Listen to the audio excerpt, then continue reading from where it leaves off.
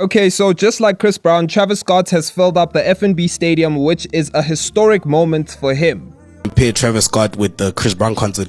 That's not the same. Chris Brown sold out twice.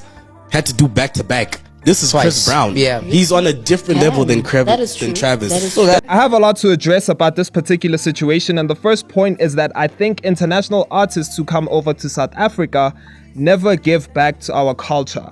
I want to unpack the myth that Travis Scott coming to South Africa performing at the FNB Stadium was a win for the country. Spoiler alert, it wasn't, and at least not for most of us, because while it felt like a cultural movement or a cultural moment, when you strip it down, it was all flash and no substance. The only history made was in the bank accounts of international organizers and ticket platforms, right? And the only utopia experienced was by the elite who could actually afford it, because what exactly did this do for the South African music, for our economy, for our people? Let's not confuse presence with progress, you know? Let's not confuse noise with nourishment. Tickets started at 800 Rand, and that's for the cheapest seats. Front row or VIP, you're paying 3,000 to 5,000 easily. At transport, parking, food, you're deep into like 6,000 plus range for the night, you know? And let's be real, who can actually afford that in today's South Africa? You know, we're in the middle of a youth unemployment over 60%, load shedding, rise food costs, and a cost of living crisis. For most South Africans, that kind of concert isn't culture. It's almost like an escapism for a few days, you know? Well, for actually a few hours. And for me, this wasn't a people's event. It was elite entertainment disguised as a unifying moment. Hello, my wise one. How you guys doing? Hope you're doing well. It's been a while. So I came back today with a little video. Once again, the video might be all over the place, but bear with me. Just try to concentrate on the most important point. You'll see that everything comes together. I saw a video yesterday of a concert that was taking place in South Africa. And I mean, the video keep on coming on my profile constantly. And finally, I stopped 2 minutes to kind of like look at it. And on the video, it was written there was Travis Scott. And that Travis Scott had a concert in South Africa. And at some point, it got very emotional. So people were commenting, say, yes, it's motherland. That's Africa. That's Africa effect. That's what Africa does to you and all those things. And then as I'm reading another comment, somebody is saying, I guess it's a South African, is saying that it's South Africa, not Africa. So I was like, okay. You know, with social media, TikTok especially, you see everything. So after that, I was just one-off comments. I didn't think that. And when I continue reading the comments, similar comment came more than tens of them, where basically the South African were commenting, according to them, you know, separating completely South Africa from Africa. So Travis came, performed, and left. No collaboration, no cosigns, no mentorship, no joint EPs, no features. And this is the second time he's actually come into our country to perform.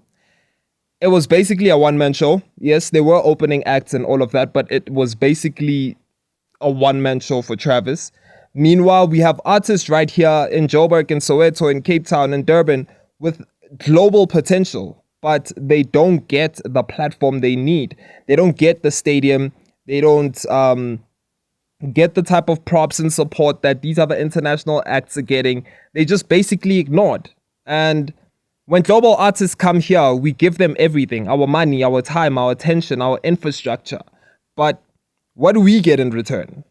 Do they help develop local talent, build studios, invest in communities, or even shout out our artists on their platforms? Most of the time, no. We keep importing culture, American trends, American music, American slang, but we never export anything. Our own stars get overshadowed by hype from abroad. We celebrate outsiders more than we back our own thing. It's a cultural imbalance and it's costing us. This isn't about Travis Scott as a person. He's a great artist. Well, he's an artist.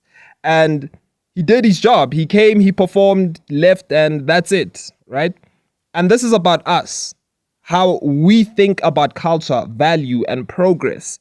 We need to stop waiting for international validation. Stop acting like imported entertainment is the highest form of success. Stop throwing our limited resources at people who do not reinvest in us. Instead, let's back our own, fund our own festivals, build our own brands, elevate our own artists, because the real utopia is not on Travis Scott's stage. It's in our own hands. And my question has always been, why can't those people who went to a Travis concert support a Reese like that? Support a Nasty like that? Because there actually is that many hip-hop fans, actually. Looking at how the Travis Scott outcome was, oh, okay, so we actually do have around 80,000 hip-hop fans. So why aren't we supporting our people? Why aren't we showing up for our people? Why are we showing up for someone who doesn't even care about this country? He cares about Houston, Texas, or wherever he's from. He's going back to Houston. But hey, man, South Africans, y'all need to start respecting your artists. Y'all need to start putting your artists on the pedestal. If we put AKA on the pedestal like Travis, bruh. Some of y'all even put Burna Boy above our own artists, bro. How do we make South Africa the party destination of the world? Seriously, I was thinking about it after looking at the Travis Scott concert. Look at this crowd. Look how full it was. And it was amazing. And I saw people from different cultures and color. Literally, there was a white guy in khaki pants dancing with the black guys and Indian guys to this concert. The future of South Africa, liberation and our economy is to make South Africa the party destination of the world. We need to become hosts and host anything we want, any party we want. We know how to party. We love having a braai anytime. If there's an excuse to do that, we'll do it. An excuse to have something on a Friday, we'll do it. We even created Pusa Thursday as an excuse to drink on a Thursday. That's South Africa. We need to become the party destination, folks. Did you know when South Africa hosted the World Cup in 2010, it was rated the best World Cup ever? I've seen World Cups hosted by other countries with more money and it sucked. One time we hosted the IPL, the Indian Premier League, that cricket tournament that was hosted here because India didn't host it for that 1 year. And it was amazing here. It was a blast. It was fun. We know how to party. We know how to have fun. We know how to be good hosts. That is what's going to make South Africa great. That is what is going to build the economy. And we need to do this. We need to show up for ourselves and do this kind of stuff. The economy is going to prosper in inviting people to have fun here.